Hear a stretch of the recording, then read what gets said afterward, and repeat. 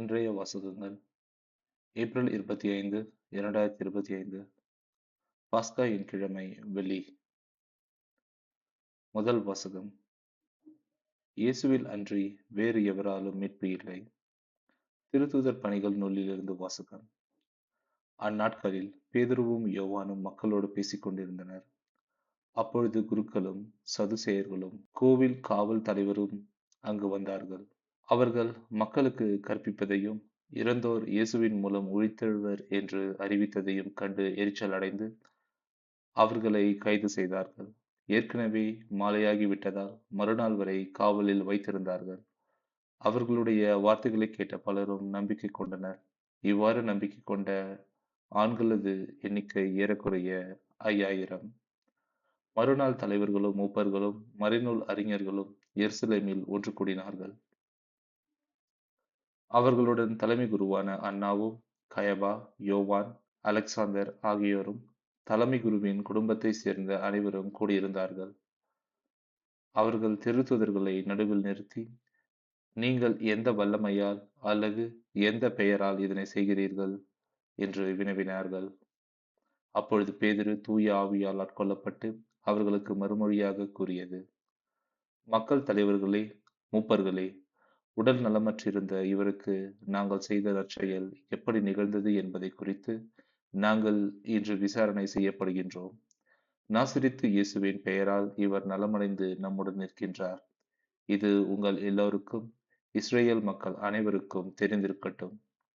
நீங்கள் இயேசுவை சிலுவையில் அறைந்தீர்கள். ஆனால் கடவுள் இறந்த அவரை உயிருடன் எழுப்பினார். அந்த இயேசுவே கட்டுகிறவர்களாகிய உங்களால் இகழ்ந்து தள்ளப்பட்ட கல். ஆனாலும் முதன்மையான மூலைக்கல்லாக விளங்குகிறார். இவராலன்றி வேறு எவராலும் மீட்பு இல்லை. ஏனென்றால் நாம் மீட்பு பெறுமாறு வானத்தின் கீழ் மனிதரிடையே இவரது பெயரன்றி வேறு எந்த பெயரும் கொடுக்கப்படவில்லை.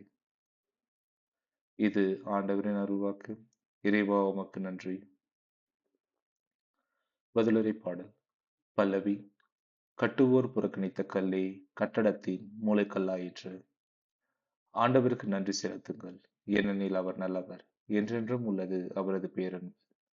என்றென்றும் உள்ளது அவரது பேரன்பு என இஸ்ரேல் மக்கள் சாற்றுவார்களாக.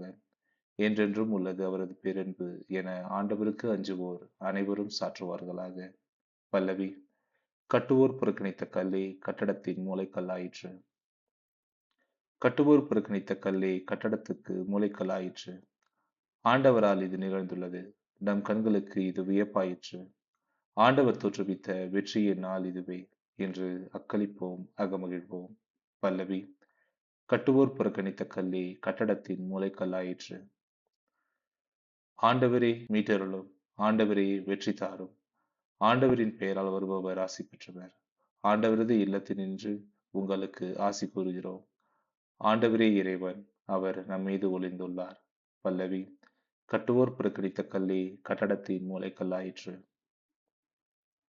நற்செய்தி வாசகம். இயேசு சீடர்கள் அருகில் வந்து அப்பத்தை எடுத்து அவர்களிடம் கொடுத்தார். மீனையும் அவ்வாறே கொடுத்தார்.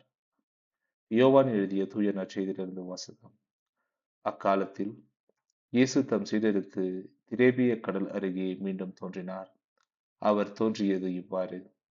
சீமோன் பேதுரு, திதீம் எனப்படும் தோமா, கலிலேயாவில் உள்ள கானாவை சேர்ந்த நத்தானியேல், செபதேவின் மக்கள் ஆகியோரோடு இயேசுவின் சீடர்கள் வேறு இருவரும் கூடியிருந்தார்கள். அப்பொழுது சீமோன் பேதுரு அவர்களிடம், நான் மீன் பிடிக்கப் போகிறேன் என்றார். அவர்கள், நாங்களும் உம்மோடு வருகிறோம் என்று போய் படகில் ஏறினார்கள்.